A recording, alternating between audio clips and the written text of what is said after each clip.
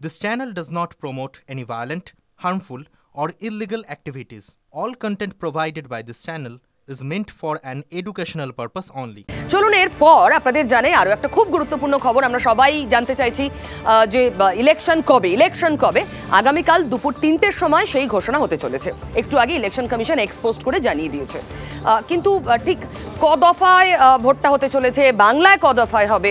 আচ্ছা, বাংলায় তো অলরেডি বাহিনী এসে গিয়েছে, বাংলায় বাহিনী কি সবচেয়ে বেশি? এই সমস্ত বিভিন্ন প্রশ্ন আমার মনেও ঘুরছে। আমি নয়াদিল্লির প্রতিনিধি থেকে আরও জানার চেষ্টা করব। জ্যোতির্ময় আমার সঙ্গে রয়েছে। জ্যোতির্ময়, বাংলা সম্পর্কে কি তথ্য পেলে এখন অবধি? দেখো, গত কয়েকদিনের সবথেকে যদি বলা যায় যে বহু আলোচিত বিষয় বা সবথেকে গুরুত্বপূর্ণ প্রশ্ন, তা ছিল নির্বাচন কবে ঘোষণা হবে। আগামীকাল দুপুর ৩টের সময় সাংবাদিক বৈঠক করে ইলেকশন কমিশন অফ ইন্ডিয়া তারা নির্বাচন ঘোষণা করবে এবং সারা দেশে নির্বাচন বিধি লাগু হয়ে যেতে চলেছে। প্রথমে যেটা আমি জানিয়ে নেব যে এপ্রিলের তৃতীয় সপ্তাহ থেকে ভোট শুরু হওয়ার সম্ভাবনা রয়েছে এবং যে খবর আমরা পাচ্ছি যে মের শেষ দিক, অর্থাৎ একেবারে মের তৃতীয় সপ্তাহ, সেই সময় কিন্তু ভোট গণনার দিন সামনে আসতে পারে। অর্থাৎ মের ২০ তারিখ বা সেই সময়ের আশেপাশে ভোট গণনা হতে পারে, কারণ মের ৩১ তারিখে সরকারের মেয়াদ শেষ হয়ে যাবে। বাংলার ক্ষেত্রে স্পেসিফিকভাবে যে খবর আমরা পাচ্ছি, যত দফায় ভোট হবে, দেশের যতগুলি রাজ্যে ভোট হচ্ছে তার মধ্যে সর্বাধিক দফায় ভোট হবে বাংলায়, সর্বাধিক বাহিনী কাশ্মীরের পরে থাকবে বাংলার মাটিতে। তার কারণ, যে কারণে এই দফায় এবং বাহিনী বাড়ানো হচ্ছে, তার মূল কারণটি হচ্ছে যে বাংলাতে গত ৫ বছর ধরে এখানকার আইন শৃঙ্খলা পরিস্থিতি এবং তার পাশাপাশি যে দিকগুলির ওপর নির্বাচন কমিশন নজর দেয়, যে যেখানে লোকসভা আসনের সংখ্যা বেশি, ভৌগোলিক দূরত্ব অনেক বেশি, সেই জায়গাগুলিতে দফা বাড়ানো হয়। যেমন মহারাষ্ট্রে বা উত্তরপ্রদেশে সেখানে দফা বাড়ার সম্ভাবনা রয়েছে, কিন্তু বাংলার ক্ষেত্রে যেটা প্রযোজ্য, যেটা উত্তরপ্রদেশ বা মহারাষ্ট্রের ক্ষেত্রে প্রযোজ্য নয়, তা হচ্ছে বাংলার আইন শৃঙ্খলা পরিস্থিতি এবং নির্বাচনী সংঘাতের যে প্রেসিডেন্ট বাংলায় রয়েছে, সেই বিষয়টি মাথায় রেখেই বাংলায় সুশৃঙ্খল নির্বাচন করানোর জন্য নির্বাচন কমিশন সর্বাধিক দফায় ভোট করাতে পারে। এবং তার পাশাপাশি যেটা খবর, যে সেক্ষেত্রে তারা এক্ষেত্রে সব থেকে কঠোর, অর্থাৎ যে সমস্ত নির্বাচনী প্রক্রিয়া চালানোর জন্য আধিকারিকরা নিযুক্ত থাকবেন তাদেরকেও কঠোরভাবে নিয়ন্ত্রণ করা হবে। অর্থাৎ তোমাকে আপাতত ধন্যবাদ। এই খবরটা বাংলার বাসিন্দা হিসেবে আদৌ স্বস্তির নয়, ভালো লাগার মতো নয়। বাংলা তো অন্য কিছুর জন্য বিখ্যাত ছিল এতদিন। সেই বাংলায় ভোট সবচেয়ে বেশি অশান্তির হতে পারে আশঙ্কা কমিশনের, সবচেয়ে বেশি বাহিনী, সবচেয়ে বেশি দফা বাংলায়। চলুন, ডক্টর শশী পাঁজা আমার সঙ্গে রয়েছেন, তৃণমূলের প্রতিনিধি। আমি এই নিয়ে যাব তার কাছে। ডক্টর পাঁজা, কমিশন মনে করছে যে বাংলায় সবচেয়ে বেশি অশান্তি হতে পারে কারণ অতীত অভিজ্ঞতা ভোটের সময়, তাই বাংলায় সবচেয়ে বেশি বাহিনী, কাশ্মীরের পর বাংলায় সবচেয়ে বেশি দফায় ভোট হতে চলেছে। এটা কি বাংলার জন্য গৌরবের?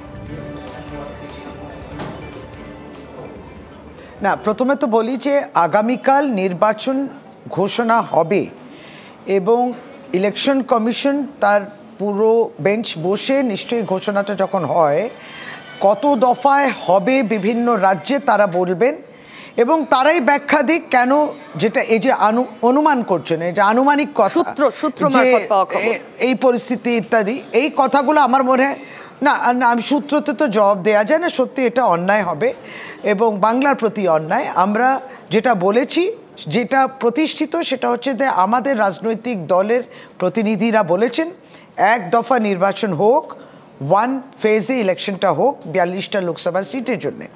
আর দ্বিতীয়ত, ইতিমধ্যে সেন্ট্রাল ফোর্স আবারও এসে গেছে। এই সেন্ট্রাল ফোর্স আমাদের অভিজ্ঞতা বিগত বছরগুলোতে, বিগত নির্বাচনগুলোতে, যে সেন্ট্রাল ফোর্সের পক্ষপাতিত্ব তারা নিচ্ছেন, কোথাও না কোথাও ভোটারদের তারা ইনফ্লুয়েন্স করছেন, প্রভাবিত করছেন, আর কোথাও হেনস্থাও হয়েছে, ভয়, ধমকি, হুমকি এই জায়গাও এসছে, যেটা হওয়া উচিত না, আমরাও সেটা চাই না। সুতরাং আমরা আমাদের আশঙ্কা প্রকাশ করেছি আর প্রত্যাশা রেখেছি যে এক দফায় হবে। কালকে কি ঘোষণা হয় তারপরে প্রতিক্রিয়া আমরা নিশ্চয়ই দেব। ফাইন, কিন্তু ডক্টর পাঁজা, আমরা অলরেডি দেখেছি ভোট ঘোষণার বহু আগে বাহিনী টহল দিচ্ছে এ রাজ্যে, আর কোন রাজ্যে যেটা হয়নি। আমরা দেখেছি ইলেকশন কমিশন অলরেডি এখানে এসে গুরুত্বপূর্ণ মিটিং করেছে। ডিএমএসপিদের বলা হয়েছে যে অত্যন্ত কড়া ভাষায় ভোট এখানে সুশৃঙ্খল করতে হবে, যদি না করতে পারো দায় নিতে হবে ডিজিকে, মানে রাজীব কুমারের দিকে আঙুল তুলেছেন। এগুলো তো ফ্যাক্ট না? এটাও ফ্যাক্ট যে বাংলাকে যেভাবে ট্রিটমেন্টটা দেওয়া হয়, সেটা কিন্তু কোথাও না কোথাও একটা দুঃখ সঙ্গে বলি রাজনৈতিক প্রতিহিংসা একটা থাকে এবং এইটা একটা চিত্র সার্বিকভাবে তোলা। বিগত দিনগুলোতেও দেখেছি 356 হওয়া উচিত, 355 হওয়া উচিত, অনেক কিছু। এইটা বাংলাকে একটা হেনস্থার হতে হয়। নাহলে পরে বলুন 2020-21 বলা হচ্ছে একদিকে কোভিড, এত দফা নির্বাচন হওয়া উচিত নয়, কিন্তু বাংলায় 8 দফা নির্বাচন 2021 দেখলো। এইটা যদি একটি রাজনৈতিক দলকে আপনি জায়গা করে দিচ্ছেন, তাকে সময় দিচ্ছেন, সুযোগ দিচ্ছেন যাতে সে ঘুরে বেরিয়ে প্রচার করতে পারে, এত নেতৃত্ব আসতে পারে, আমরা কিন্তু এই গন্ধটাও পাই। আর যেটাকে বলা হচ্ছে বাংলা কিন্তু নির্বাচনকে একটা উৎসব না দখল করতে পারবে। যারা মনে করছে এটাকে দখল করব, তাহলে আপনি কাজের মাধ্যমে মানুষের কাছে জনপ্রিয় হবেন। আপনি কাজ করুন, সুন্দর উদ্যোগ নিন, সারা ভারতবর্ষেই সেটা হয়নি।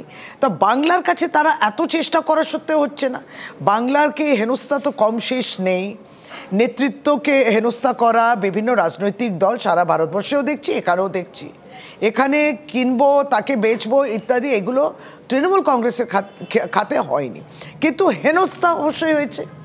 সিবিআই, ইডি, ইনভেস্টিগেটিভ এজেন্সি, এটা মিসইউজ, এটা নতুন কিছু তো আমরা বলছি না। সুতরাং আর সেন্ট্রাল ফোর্স আসাটা, এটাও আবার বলি, যদি বারবার এই চিত্রটা তোলা হয়, আর আমরা এখানে কিন্তু অভিযোগ করছি প্রিপোল ভায়োলেন্স বিজেপি আরম্ভ করে দিয়েছে। আমরা উদাহরণে দেখেছি নন্দীগ্রাম ইত্যাদি, প্রিপোল ভায়োলেন্স তারা আরম্ভ করেছে কেন? পোস্ট পোলের কথা বলেন যারা, বিভিন্ন অভিযোগ তোলেন, আপনি প্রিপোল এবং নেতৃত্বর কথাবার্তা প্রভোগ করা, এটা মানে প্ররোচিত করা, মানে তাদের উস্কিয়ে দেয়া, এই যে প্রবণতা বিভিন্ন আন্দোলনগুলোতে, অস্ত্র বোমা লাঠি সোটা, পুলিশ ফাঁড়ি জ্বালিয়ে দাও, যারা বিগত নির্বাচনেতেও বলেছে ব্যালট বক্সে গিয়ে ব্যালট বক্সটা নিয়ে নদীতে ফেলে দাও, মানে যেটা তোমার পক্ষে নয়, এই নানাবিধ আমরা দেখেছি। শীতলকুচি, কোচবিহারেতে ভোটের লাইনে দাঁড়িয়ে 3 জন মানুষ, তাদের উপর সেন্ট্রাল ফোর্সেস এর আক্রমণ, তাদেরকে মেরে ফেলা হয়েছে। এই সমস্ত জায়গা জবাবটা কি? কেন বাংলাকে? থ্যাংক ইউ সো মাচ, আপনি আমাদের সঙ্গে ছিলেন। Thank you. আপনার বক্তব্যটা স্পষ্ট যে একটা পারসেপশন তৈরির চেষ্টা, অনেক ধন্যবাদ আপনাকে। একদম একটা নেগেটিভ পারসেপশন, একটা নেতিবাচক ধারণা বাংলা সম্পর্কে তৈরি করা রাজনীতির স্বার্থে, তাই এই সমস্ত বলা, এবং কমিশনকেও ব্যবহার করা, অন্যান্য এজেন্সিকে যেভাবে ব্যবহার করছে বিজেপি সেই অভিযোগ তুলছে। আর বিজেপি এ রাজ্যের প্রধান মুখপাত্র শ্রমিক ভট্টাচার্য কি উত্তর দিলেন শোনাবো। বিহার, উত্তরপ্রদেশের থেকে বেশি দফায় ভোট হচ্ছে, কারণ আমাদের ভোট সংস্কৃতি। পঞ্চায়েত নির্বাচনকে কেন্দ্র করে প্রায় অর্ধশত মানুষ খুন, ব্যালট পেপার মানুষ খেয়ে নিচ্ছে, ব্যালট বাক্স নদীতে, ব্যালট বাক্স নর্দমায়, এবং তারপরে ভিডিওদের দিয়ে ভোট লুট। এই যে ভীত সন্ত্রস্ত করে একটা নির্বাচনী সংস্কৃতি তৈরি হয়েছে, এর উপর দৃষ্টি রেখেই নির্বাচন কমিশন এই সিদ্ধান্ত নিয়েছে। পশ্চিমবঙ্গের মানুষ এতে খুশি হবে, কিন্তু সার্বিকভাবে আমরা যদি চিন্তা করি, এটা বাংলার লজ্জা, বাঙালির লজ্জা, কারণ এখনো পর্যন্ত আমরা আমাদের মতো করে নিজেদের একটা ভোট সংস্কৃতি তৈরি করতে পারলাম না। সত্যি কি পারলাম না? যেখানে বিহার, উত্তরপ্রদেশের দিকে আঙুল তুলতাম, আজ তো বাংলার দিকে আঙুল উঠছে। দেখুন, ব্রেকের পর আপনাদের একটা ছবি দেখাই, ছবিটা না চমকে দেওয়ার মতো। একটা এসি বিরাট বড় বিলাসবহুল বাস, বাসে কোনো যাত্রী নেই। যাত্রী কারা জানেন? গরু। ওই বাসটা করে গরু পাচার হচ্ছিল। দেখুন পূর্ব বর্ধমানের এই ছবি। আচমকা বাসটিকে আইডেন্টিফাই করা যায় এবং স্থানীয় মানুষ বাসটিকে আটক করে, তারপর পুলিশে খবর দেওয়া হয় এবং উদ্ধার পর্ব চলেছে। ছবিটা দেখুন। দেখুন এসি গাড়ি, যেগুলো মানে বিলাসবহুল যে এসি গাড়িগুলো রয়েছে, সেই গাড়ির ভিতরে যে আসন সেগুলোকে খুলে ফেলা হয়েছে। সেগুলো খুলে ফেলার পর সেখানে বোঝাই করা হয়েছে শুধু গরু দিয়ে, এভাবেই পাচার হচ্ছে। মানে আমরা এর আগে দেখেছি দুধের কন্টেনার ভর্তি করে গরু নিয়ে যাওয়া হচ্ছে, এরপর এসি গাড়িতেও গরু। আমি এ নিয়ে চলে যাব, তন্ময় আমার সঙ্গে রয়েছে। তন্ময়, তোমার সঙ্গে একটু কথা বলি আমি। মানে আর কি কি দেখতে হবে? গরু মানে কেষ্ট তো তিহারে বসে রয়েছে, বছর খানেক হয়ে গেল, তো গরু পাচার তো ঠেকানো যাচ্ছে না। দেখো, এর আগে গরু পাচার আমরা দেখেছি ম্যাটাডোর গাড়িতে, কখনো রাতের অন্ধকারে রাস্তা দিয়ে হাঁটিয়ে নিয়ে যাওয়া, সীমান্ত পার করা, নদীতে বিভিন্ন পদ্ধতিতে গরুকে সাঁতার কাটিয়ে অন্য পারে নিয়ে চলে যাওয়া, এগুলো আমাদের সামনে এসছে। যখন এই গরু পাচার নিয়ে সিবিআই তদন্ত শুরু করলো, নানানভাবে রাজনৈতিক উথাল পাতাল শুরু হলো, তখন আমরা দেখলাম যে এই গরু পাচারকে কেন্দ্র করে কোন কোন গাড়িতে গরু নিয়ে যাওয়া হচ্ছে সেইগুলো নিয়ে কিন্তু পুলিশ যখন দেখভাল করতে শুরু করলো, তখন দেখা যাচ্ছে ম্যাটাডোরে কাপড় চাপা দিয়ে চেনাপথগুলো বদলে গেল। দুধের যে কন্টেনার গাড়ি, সেই কন্টেনার কন্টেনারের বিশেষ গেট তৈরি করে ভিতরে গরু নিয়ে যাওয়া হচ্ছে। কখনো বড় কন্টেনার উল্টে গিয়ে রাস্তার ধারে, যেটা পুরুলিয়াতে হয়েছিল, তখন দেখা যাচ্ছে গরু মারা গেছে, গরু আহত হয়েছে, সেই গরুগুলো বের করা হলো। কিন্তু এরকম একটা এসি গাড়িতে যে বিলাসবহুল বাস, সেই বাসের ভিতরে সিটগুলো খুলে দিয়ে পর্দা, কাঁচের জানালার উপরে পর্দা ঝুলিয়ে ভিতরে গরুগুলোকে বেঁধে নিয়ে যাওয়া, এই ছবি কল্পনার বাইরে ছিল।